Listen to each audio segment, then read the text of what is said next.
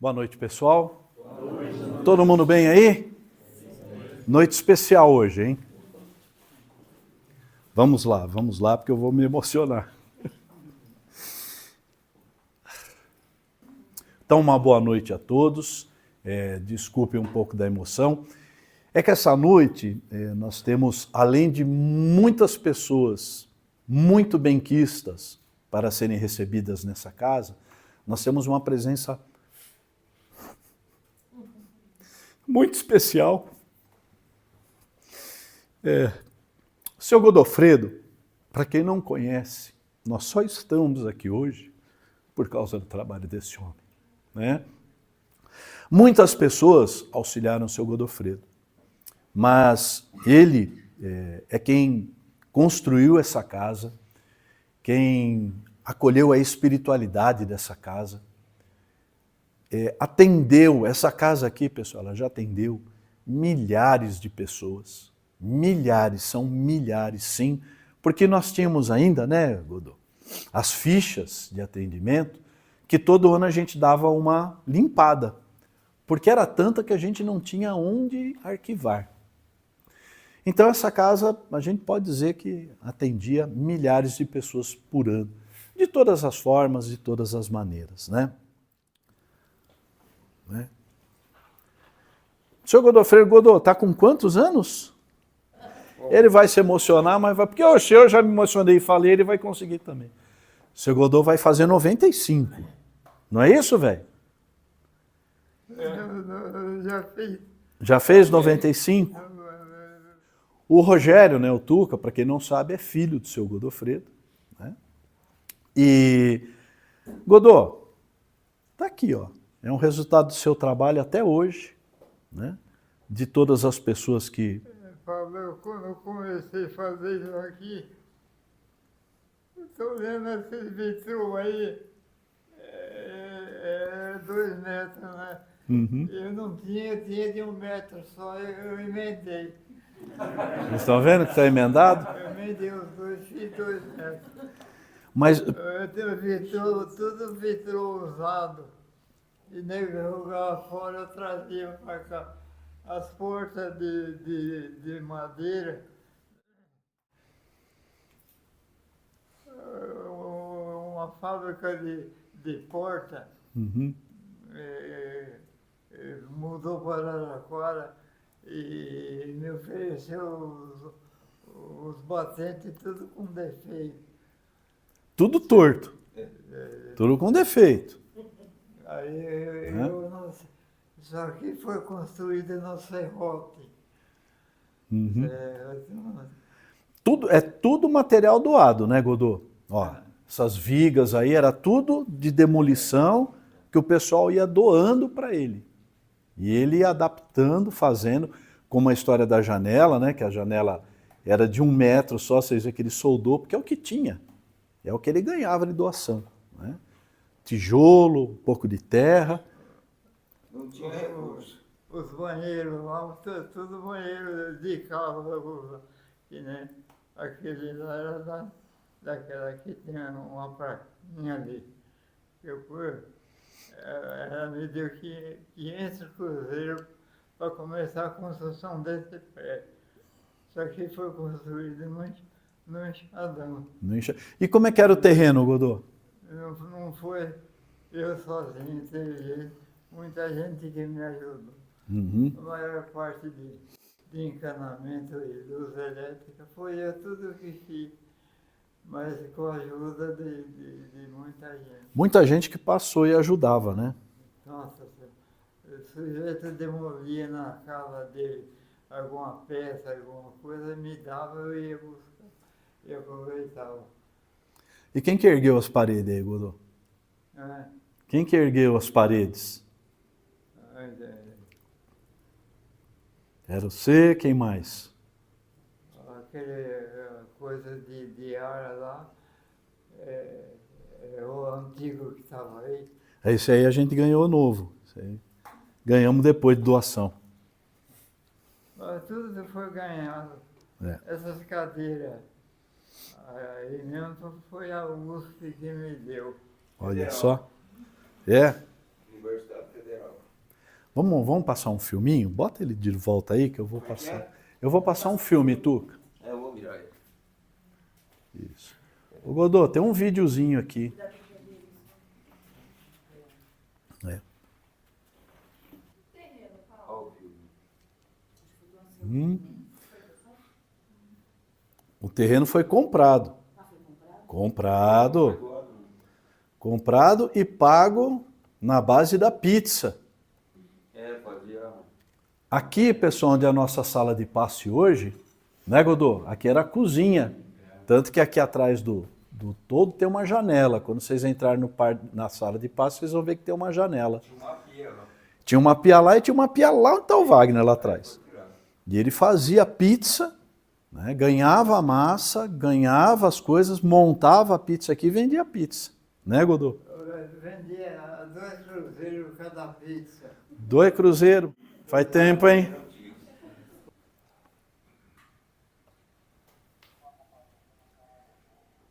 Olha lá, quem que é esse homem?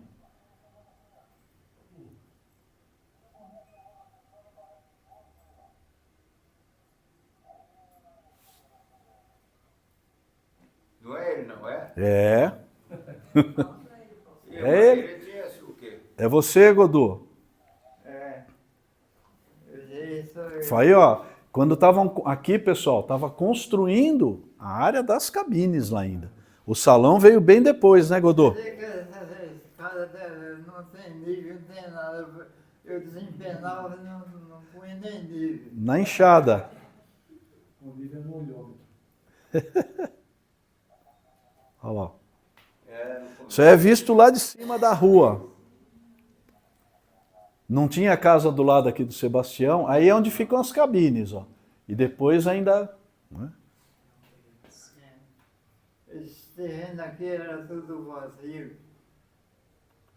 Não tinha quase casa. Era de uma senhora de Marília. E eu era encarregado de vender para ela. Olha lá.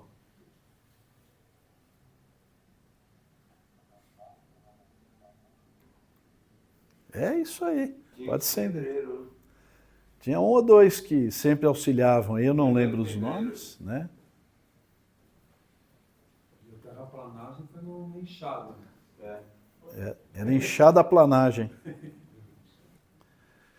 O que mais você quer contar para esse povo aí, Godô?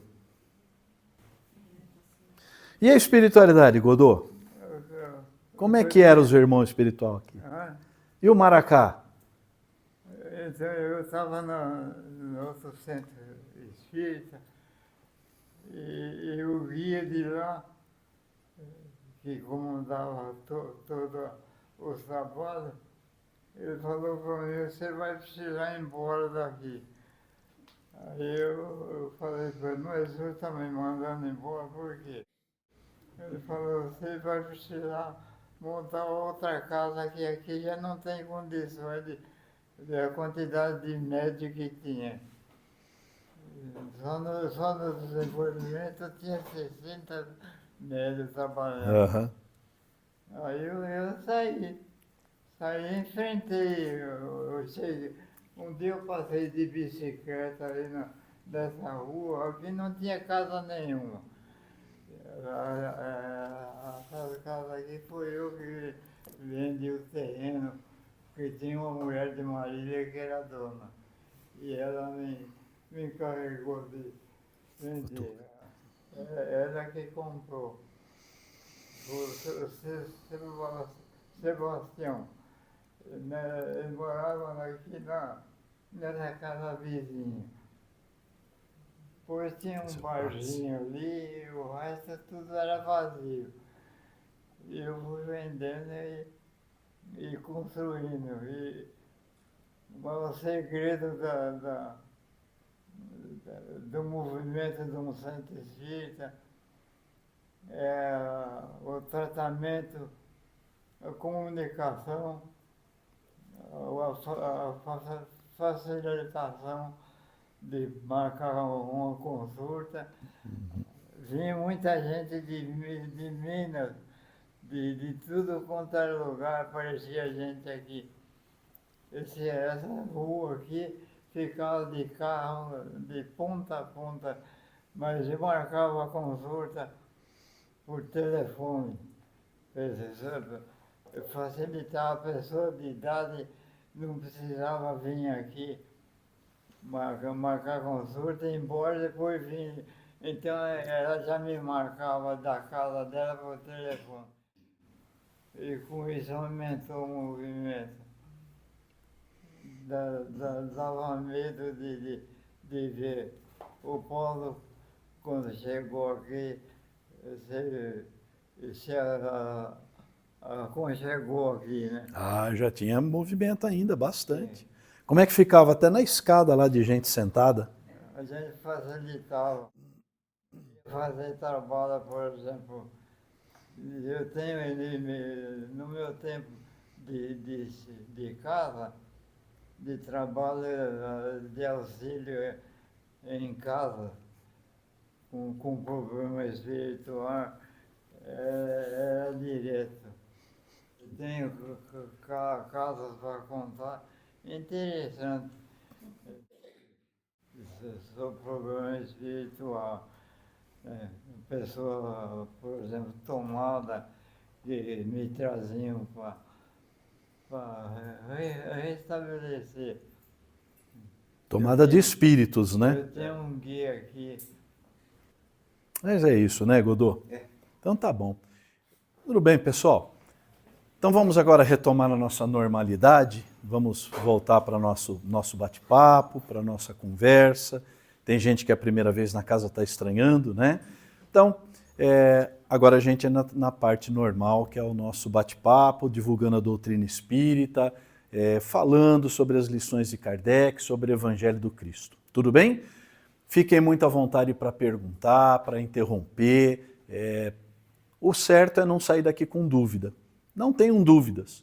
Fiquem muito à vontade para nos interromper e perguntar sobre qualquer assunto que nós estejamos tratando, né? A gente deixa em último tempo para fazer perguntas abertas. Tudo bem? Então vamos lá. Godô, nós vamos lá então. É tudo moderno agora. Vamos embora. Pessoal, reflexão da noite, né? Como toda noite, a gente tem colocado aí uma passagem do Evangelho, não é? E a nossa passagem do Evangelho dessa noite é uma que todo mundo conhece, a história da porta estreita e da porta larga. Acho que quase todo mundo já ouviu, mas muito poucos de nós compreendeu o que é que Jesus quis dizer com essa parábola, né? Então vamos lá. Jesus fala para os discípulos, para os apóstolos e para as pessoas que se encontravam ao seu redor, a seguinte colocação: entrai pela porta estreita. Porque larga é a porta e espaçoso o caminho que conduz à perdição, e muitos são os que entram por ela. Vamos ler até o fim, para depois a gente voltar explicando, tá? E porque estreita é a porta e apertado o caminho que leva à vida, e poucos há que a encontrem. Essa parte nós tiramos, né? Uma declaração de Jesus de Nazaré, está lá em Mateus capítulo 7, versículos 13 e 14. Bom, pessoal, vamos entender. O que Jesus quis dizer com porta larga e porta estreita? Ele está falando de uma porta? Ele está falando de um salão de baile? Ele está falando das decisões. Ele está falando das leis morais das nossas vidas. Então, quando ele fala sobre a porta estreita, que é a melhor e a mais própria, são as decisões mais justas. São os caminhos onde nós estamos moralmente mais retos. E são normalmente os caminhos um pouco mais trabalhosos, né? Perdão. Então, nós já aprendemos aqui que não existem milagres. Ixi, não existem milagres? Não. Tudo é resultado de leis do Pai. Então, para conseguirmos alguma coisa, precisamos cumprir a lei do trabalho. E não basta cumprir a lei do trabalho, precisamos também cumprir a lei do merecimento. Porque podemos trabalhar por uma coisa e não termos o merecimento. Eis aí a porta estreita. Eis aí o caminho apertado. O caminho da justiça, o caminho correto. E quando ele fala sobre a porta, né, aberta, ampla, larga, é o oposto. É o mais fácil. O que é mais fácil para a gente? Vamos dar um exemplo aqui. Ó. Hoje, o mais fácil era ter ficado em casa ou ter vindo aqui?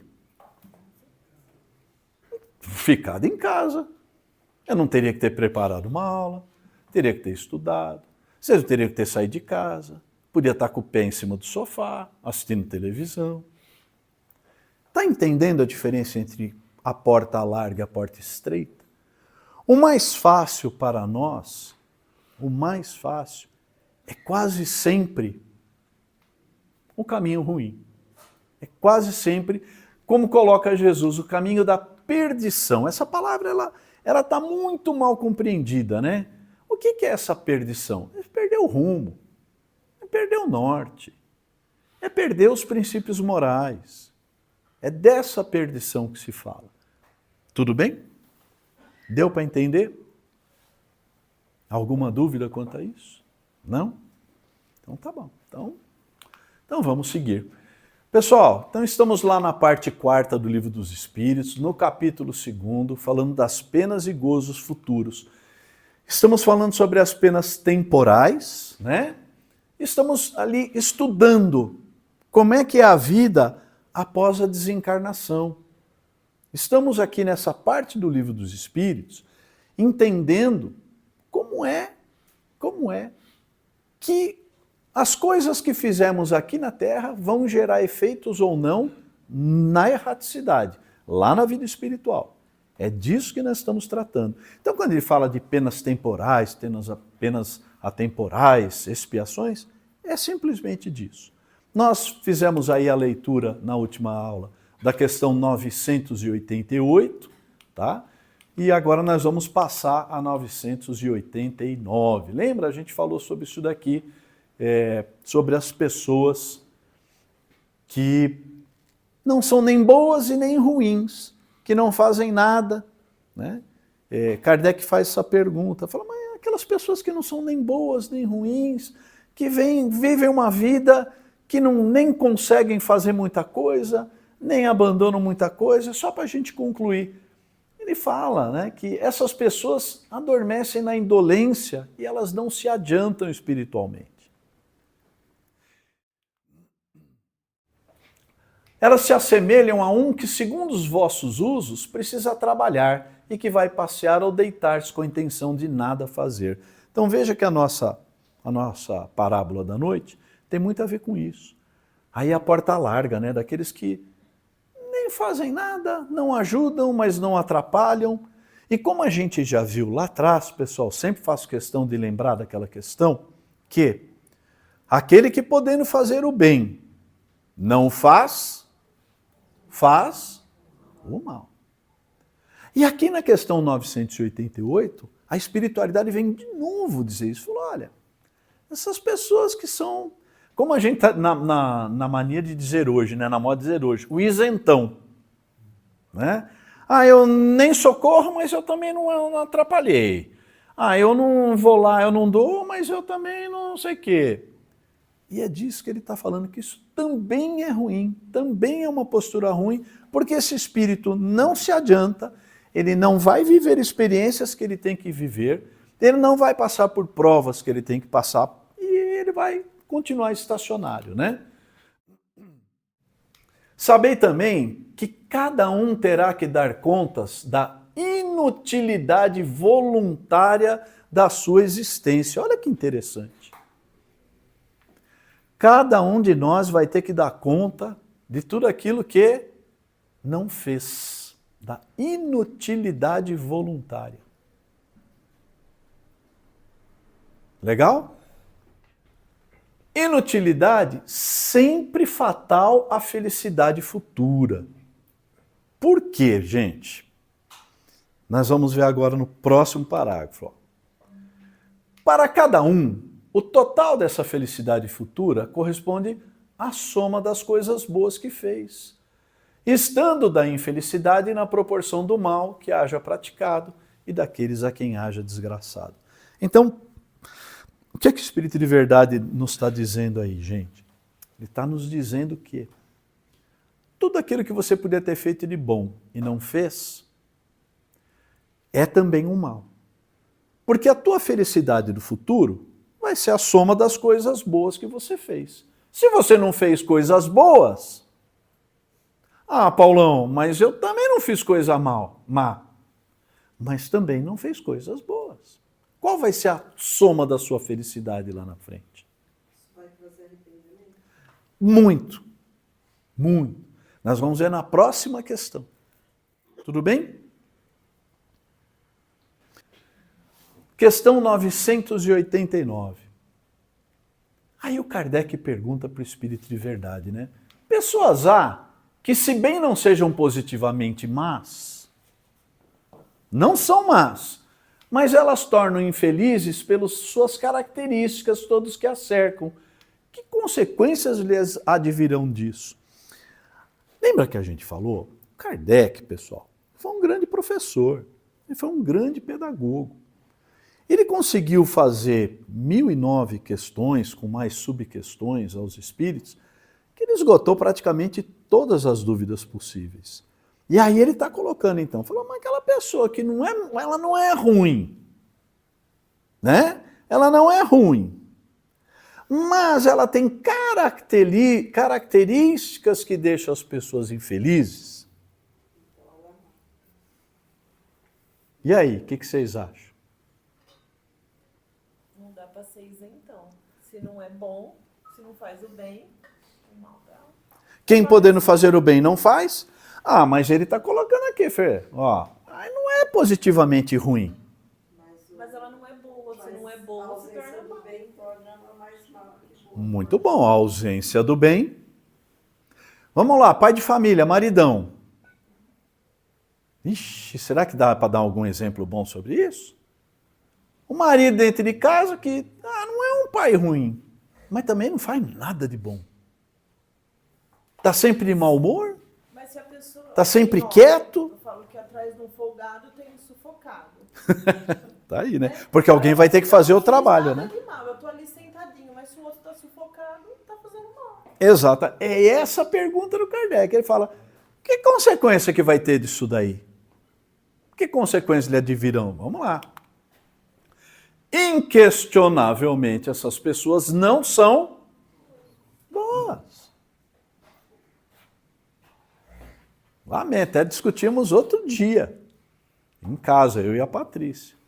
A gente filosofa muito, né? Falando mal dos outros, né? Ninguém aqui... São exemplos, como é que é? São fatos espíritas, não é isso? Clarinha, são fatos espíritas, né? A gente vai lendo o Evangelho e vai vendo as pessoas ao nosso redor.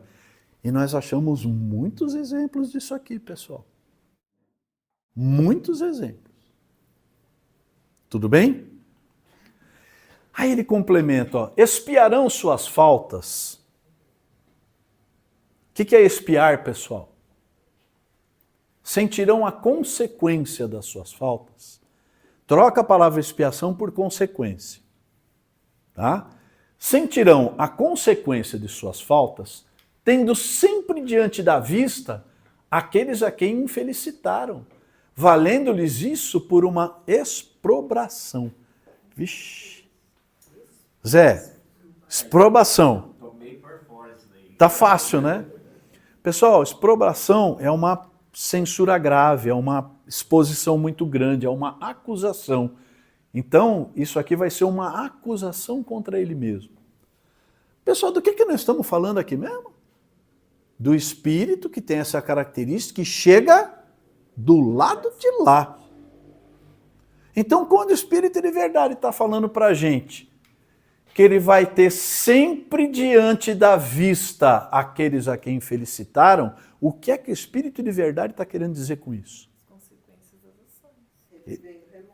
Ele vai reviver esses remorsos constantemente. Lembra que a gente já falou aqui que nós temos uma HD, né, interna, a gente tem uma memória espiritual, onde nós vamos lembrar de absolutamente tudo o que falamos, o que fizemos e o que pensamos. Tudo. E quando ocorre o desencarne, essas lembranças vêm. Fala, Ângela. Paulo, uma pessoa assim, quando está encarnada, dificilmente ela vai conseguir enxergar mesmo no final, sabe aquela coisa assim, eu me arrependo? Porque para ela está certa desse jeito, uma vida inteira assim. Então, por isso que sofre. Vocês entenderam a pergunta? Pô, é difícil para a pessoa que foi a vida inteira assim perceber. Por isso que sofre. Veja. A maioria de nós não somos assim. Se a gente está nesse. Todo mundo é assim. Se a gente está nesse mundo de provas e expiações, somos todos muito imperfeitos ainda, buscando uma evolução. Uhum. A questão, eu acho que é difícil a gente ser bom o tempo todo. É tentar pôr uma balança se a gente faz mais bem do que mal, não sei. Sim, é muito difícil ser bom o tempo todo, somos imperfeitos. Mas, veja, se você não tem nem a percepção de que está fazendo a coisa errada, aí fica bem mais difícil. Porque, olha, eu já escolhi alguns defeitos que eu não vou corrigir nessa encarnação, que é muito para mim. Acho que cada um de vocês já tem um, não é? Falou, ó, esse daqui, Jesus, esse daqui, ó, eu vou, fica para a próxima, porque esse aqui não vai dar. Pendura. Né? Pendura. Marca, né? Vamos fatiar isso aqui no cartão, porque não vai dar. Mas muita coisa a gente está corrigindo. Né? E é isso que é importante. E pessoal, lembre-se sempre, o Pai é misericordioso, soberanamente justo e bom. O que é que vale no final de tudo? Teu coração. Olha, eu até tentei, olha, Jesus, eu até tentei corrigir isso, mas não deu. Tá ótimo. O que é que pega? O que é ruim pra gente? É ruim pra gente quando você fala, sou assim e quero que se dane. Nasci assim, vou morrer assim. Gabriela, eu nasci assim, né? Eu acho que essa é a mais difícil de todas. Exato. Aí você desencarna e vai ter de frente de você o quê? Toda a sua história. Todos esses irmãos espirituais. Você vai ter essa lembrança de todo mundo que se atropelou, né? Todo mundo que se humilhou. Né? Então, muito cuidado, gente. Né? Eu falo, isso aqui é um manual de como ser feliz.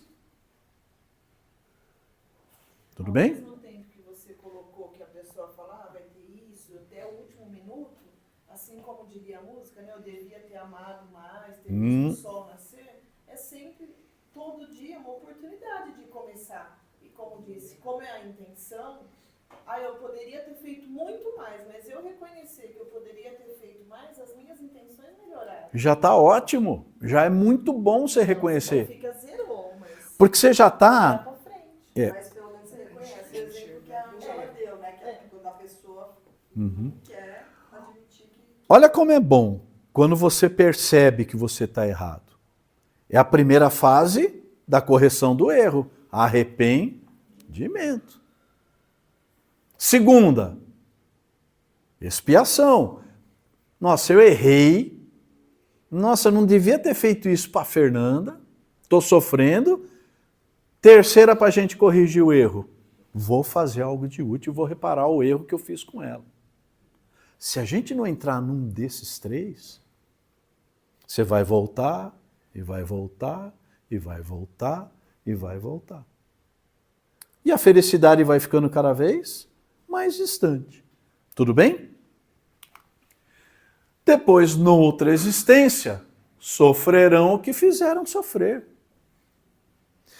Pessoal, só um alerta com relação a isso. Esse sofrerão o que fizeram sofrer, o Espiritismo, o Evangelho do Cristo, ele não trata do olho por olho e dente por dente. Essa expressão olho por olho e dente por dente é do Velho Testamento. É lá da lei, umas leis muito antigas, chamada lei de Talhão. Tá? No nosso entendimento do Evangelho, né, da justiça divina, ele vai mudar de lado. Ele vai sentir as consequências do que fez. Mas não pensem nisso como, você tirou o dedo de alguém, agora você vai perder o dedo na próxima vida. Não é assim, não é uma coisa literal. Tá bom? Em que pese, tem aquela passagem de Jesus, né? Quando Jesus foi ser preso, né, pelos romanos, né? Pelos soldados de Herodes, no Monte das Oliveiras. O Pedro, né, que é aquele discípulo que eu já falei que era o cara pafrentex e vamos que vamos, e vamos acontecer, tirou a espada e falou, não, aqui não, e slapped. Decepou a orelha do soldado romano. Lembram disso? O que Jesus faz? Pega a orelha do soldado romano, né? Deve ter tirado a terrinha, põe de volta no soldado romano, cura o soldado romano, vira para o Pedro e fala o quê? Pedro, embanha a tua espada. Porque quem vive pela espada, morre pela espada. Em outras palavras, ele falou assim, Pedro, você acabou de perder uma orelha. Ok? Mas não é literal. Não é assim, olho por olho, dente por dente. Tudo bem? Só para a gente compreender. Até aí, tudo bem, pessoal? Então agora nós vamos passar para uma outra subdivisão. A expiação e o arrependimento, que é até o que a gente falou aqui agora. Tudo isso aqui nós estamos falando das impressões do Espírito quando chega lá. Que Espírito? Nós. Nós vamos chegar lá? Pessoal, promessa, todo mundo nessa sala aqui, um dia, mais cedo ou mais tarde, vai voltar para a erraticidade. Vai ser Espírito. E vai passar por esses processos.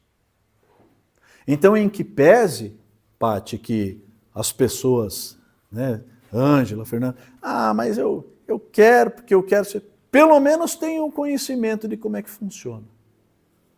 Pelo menos. Para que vocês tenham uma chance, para que nós tenhamos uma chance de entender que ninguém está aqui no mundo a passeio, que tudo, absolutamente tudo que a gente faz tem uma consequência sim, no plano espiritual sim, né? Tudo bem? Paulo, fala, Zé. Espírito, então, não pode ser frouxo, tem que ter coragem. Tem que ser determinado, né? Pelo bem, né, Zé? Determinado a fazer o bem, fazer o certo. Lá atrás, né, tem uma pergunta muito interessante também do Kardec. O Kardec vira e fala uma pergunta que é muito atual. Ele fala assim, escuta, se tem tudo isso aí de bons espíritos, por que a impressão que a gente tem do mundo, vê se alguém tem essa impressão aqui, é que tem muito mais gente ruim do que gente boa, que ocorre muito mais o mal do que o bem. Alguém tem que estar com essa impressão hoje? Qual é a resposta do Espírito de Verdade para o Kardec? Sabe o que acontece? É que os bons são tímidos. Eles não se impõem. O bom não vira para o ruim e fala assim, tá errado o que você está fazendo, amigo. E aí a impressão que a gente tem é de que o mal está prevalecendo. Então é disso que ele está falando lá do isentão, né? Deixa ele fazer as coisas, deixa ele furar a fila na frente da senhora de 90 anos de idade, porque depois ele vai se ver com Deus. Quem podendo fazer o bem e não faz, está fazendo o mal. Meu senhor, por gentileza, o senhor não quer voltar lá para o seu lugar e dar continuidade aqui na mulher que está na fila? Mas é o que o Zé falou, então. É exatamente isso daí. Acho que ele usou a palavra mais correta, né? Coragem. Coragem. Porque se a gente fala que é cobrado conforme o seu conhecimento, o peso é diferente. Exatamente. Se eu desconheço, eu vou ser cobrada de um jeito. Se eu tenho ciência e mesmo assim permaneço naquela postura, o peso é outro. Então acho que o termo coragem é o termo coragem, é isso mesmo. Está coberta de razão. Beleza? Fala. Tem uma passagem legal no Evangelho segundo o Espiritismo que o título é A Coragem da Fé. E é bem interessante, que fala exatamente isso, que nós não podemos ficar, nós não temos a nossa fé só para nós mesmos. A gente tem que distribuir para pessoas ao nosso redor, porque pode fazer muito bem para muita gente, né? Uhum. Pois é. A divulgação da doutrina. Tem uma passagem do Evangelho de Jesus bastante assim discutida, quando ele fala, né, que a gente tem que falar, né, que não nada vai ficar oculto. Então, o que te falarem no ouvido, você grita. O que te falarem na sala, você sobe em cima do telhado e conta. É um pouquinho dessa situação de fazer o bem, demonstrar o bem, né? Porque senão a impressão que a gente tem é que só tem coisa ruim, que o mal está dominando tudo, né? Vamos seguir, pessoal? Vamos lá mudar agora, vamos falar da expiação e do arrependimento. Questão 990, e vocês estão vendo que nós estamos acabando, hein? Estamos acabando o Livro dos Espíritos, há uns 4 anos e a gente consegue acabar, né?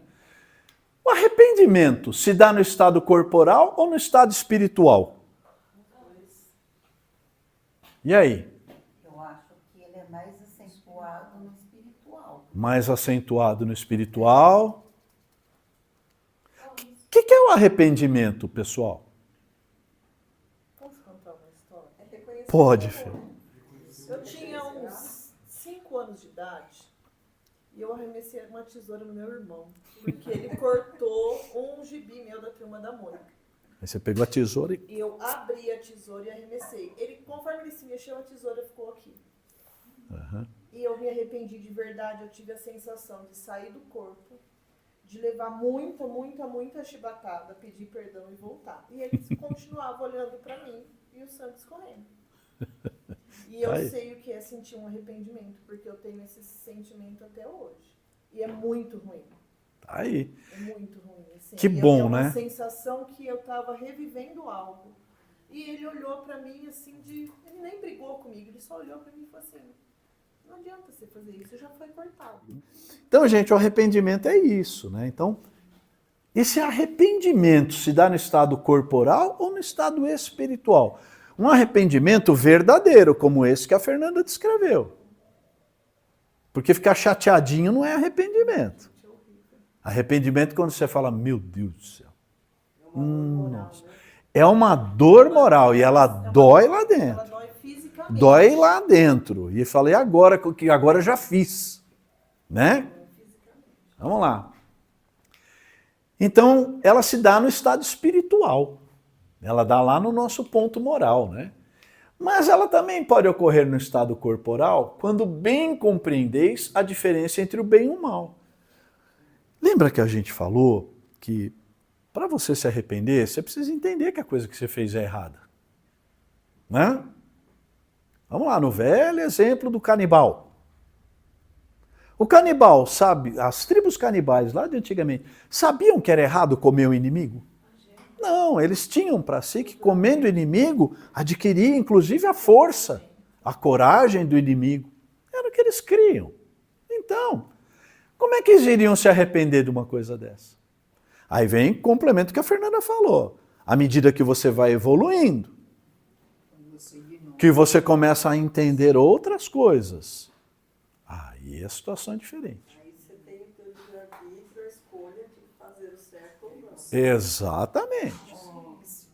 Paulo, mas eu acho que hoje o que cega muito o ser humano para ele admitir que está fazendo mal é o orgulho. É. Porque as coisas são muito na cara hoje, o que é certo e o que é errado. É. O orgulho que cega. As duas chagas, né? O orgulho e o egoísmo, né? Porque hoje é fácil você saber o que é errado e o que é certo. Não precisa ter tanto conhecimento para saber se você vai gritar com uma pessoa, tudo isso. Hoje você tem um conhecimento ao alcance dos dedos. Só que infelizmente ainda o orgulho Né? e o egoísmo mesmo que cega. Eu tô certo e acabou. É isso aí.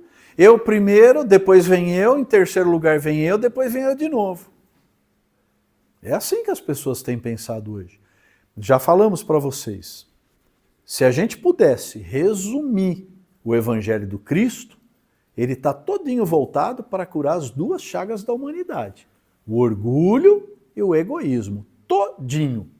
Pode ver. Qual é a primeira lei? A lei maior do Deus e dos profetas? Amar ao Pai sobre todas as coisas e ao próximo como a ti mesmo. Porque enquanto você não respeitar o outro, nós não vamos viver numa sociedade tranquila. Né? Tá aí. Tem alguma dúvida? Tudo bem? Então, só quando a gente compreende a diferença entre o bem e o mal é que isso ocorre no estado corporal. Então, à medida que a gente vai ficando mais velho, vai ficando mais sábio, a gente começa a ver que coisas que a gente fez quando era jovens não foram legais, né? E a gente se arrepende sim, né? E olha, pessoal, o que a gente vê nos trabalhos de desobsessão é basicamente 2 sentimentos pesados: o arrependimento e a culpa. Acreditem nisso. É lá no estado espiritual que a gente vê o tamanho do erro que a gente cometeu. Fala, Fábio. Mesmo o seu espírito está cometendo um ato de vingança, por exemplo? Principalmente. Vingança serve a quem? A ninguém. Porque o primeiro que vai sofrer os efeitos nefastos da vingança é quem está se vingando. Né? Quando Jesus fala para perdoar, pessoal, para dar outra face, se o cara te bater na direita, oferecer a esquerda, ele não está divulgando aí a impunidade. Ele está criticando a vingança. Porque a justiça vai ser feita, é uma lei do Pai, ponto. Ela vai ocorrer. Não, mas eu quero ver. Ela vai ocorrer, mas não, eu quero ver ele sofrer. Isso não é justiça, isso é vingança. Muito cuidado com esse sentimento de vingança. Sentimento de vingança e de ódio deixa espíritos 300, 400, 500 anos num estado de perturbação muito ruim. E é um sentimento forte, né? Pesado. Tá bom? Vamos lá para a gente encerrar por hoje. 991. Qual a consequência do arrependimento no estado espiritual? Então tá, o Espírito de Verdade falou que ela ocorre mais no estado espiritual, mas e aí? O Espírito chega lá, se arrepende. O que acontece? Vamos ver. Desejar o arrependido uma nova encarnação para se purificar. Paulão, não entendi isso daí. Pessoal, não pensem com a cabeça de encarnados. Quando estamos aqui mergulhados na matéria, nesses corpos, vivemos uma realidade diferente, a realidade da matéria. Quando nós desencarnamos, quando voltamos para a erraticidade, quando vamos para o plano espiritual, o nosso entendimento das coisas se torna diferente. Ok? As coisas da terra, as coisas da matéria, passam a não ter importância que tinham. Você não vai mais estar preocupado com aquela coleção de sapato que você deixou no armário. O carro, que você amava tanto, que você cuidava mais do carro que dos filhos, nada disso vai ter valor. Você passa a ter uma visão maior de tudo. E a primeira coisa que você vai, a primeira consequência do seu arrependimento é querer uma nova encarnação para se purificar. Tudo bem? O espírito compreende as imperfeições que o privam de ser feliz e por isso aspira a uma nova existência em que possa expiar suas faltas. É isso que nós vamos querer. Por isso que a gente já discutiu um monte de vezes aqui, né? Falar, mas tem que voltar aqui? Ah, eu não quero. Não, já deu, cansei. Na verdade, pessoal, nós vamos pedir. Todos nós que estamos aqui encarnados, pedimos a oportunidade. Pedimos muito. Estar aqui encarnados na matéria, vamos dar uma comparação, é um prêmio de loteria. porque são muitos os espíritos a encarnar e são muitas as condições para que um espírito possa reencarnar. São muitas as variáveis. Então a gente está aqui porque a gente pediu. E quando a gente percebe que errou, pede muito fortemente para voltar. Porque é aqui que a gente vai corrigir. Corrigir para quê, Paulão? Para que tudo isso? Eu não posso chegar lá, ficar lá batendo perna, passeando no plano espiritual, voando de lá para cá, daqui para lá? Ninguém nunca pensou nisso? Eu já pensei. Mas o que acontece com o espírito que faz isso? Ele também se retarda. Ele não vai se adiantar. Ele vê todos os espíritos que ele ama evoluindo e sendo felizes e ele estacionado. Então o que a gente quer é a busca da felicidade. Quando você passa para um outro plano, você tem conhecimento de tudo que você fez, de errado, de certo, e você consegue corrigir isso lá? Não, tem que sempre voltar. Entenderam a pergunta? Quando a gente chega lá, quando você chega lá, você tem conhecimento de todos os seus erros, todos os seus acertos. E aí você não pode corrigir isso lá? Depende. Trabalhando lá? Depende. Existem imperfeições que a gente só consegue corrigir na carne. Qual foi o seu maior defeito lá na Terra? Eu fui extremamente ganancioso. Eu passei a perna nos meus irmãos, eu tomei casa no meu pai, eu botei meu cunhado para fora porque eu queria tomar o carro dele. Ganância, desenfreada. Onde mais tem dinheiro? Só aqui. Na erraticidade? Como é que você vai corrigir isso na erraticidade? Tem dinheiro na erraticidade? Tem bônus hora. E você falou que lá a gente evolui também. Sempre. Fazendo algum trabalho. Mesmo aqui, nenhum espírito estaciona. Perdão, nenhum espírito regride. Você pode evoluir muito lentamente ou quase que estacionar, mas estamos sempre em evolução. Lá também. Mas existem algumas imperfeições que você vai evoluir num monte de coisa, mas você vai chegar num ponto e falar assim, então, né, mas eu preciso ir lá corrigir aquilo que eu fiz para Fátima. Porque quando a Fátima foi minha esposa 4 encarnações atrás, eu enforquei ela. E eu preciso corrigir isso, porque senão eu não consigo prosseguir. E eu não consigo prosseguir por quê? Alguém fica apontando o dedo na minha cara? Não, é você com você mesmo. Olha que interessante. É aquela lembrança, aquele pensamento pesado que não te deixa elevar a vibração. Tudo bem? Bom, pessoal, quem quer fazer uma última pergunta? Não? Então tá, joia. Então vamos encerrando que já está no nosso horário. Agradecer muito a presença do seu Godofredo. Chefe, nós te amamos. Quer falar uma boa noite, pessoal? Uma coisa eu vou falar para você. O que você falou hoje aí, você foi inspirado para falar. Ah, eu sabia. Você sabia também? Sabia. Você viu os caras aqui, né? O pessoal está aí. Tá tudo aqui, né, chefe? É isso aí. O Maracá sempre falou para mim, o dia que você descer essa escada aí, eu estou descendo junto com você. E ele está aqui. Ele está aqui. E está feliz, hein, de você estar aqui, viu? Muito feliz. Muito feliz. O que você falou hoje aqui é uma verdade. A pessoa que tem um pouco de reflexo percebe o que você falou, é tudo coisa séria. Obrigado, É chefe. tudo coisa ditada por Deus. É verdade. Entendeu?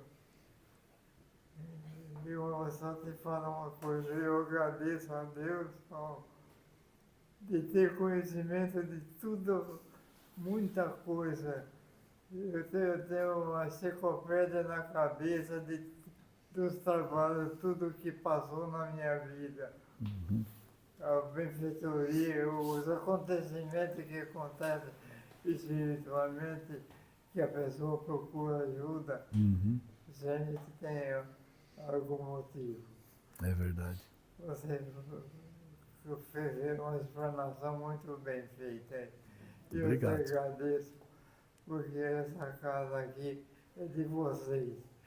E vocês todos aí é dono disso aqui. Desde que respeite.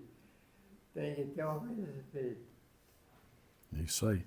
Só tem que respeitar você está comandando a casa e obedecer o segmento seu. É. E a espiritualidade, né, Godô? Uma coisa eu falo para todo mundo aqui.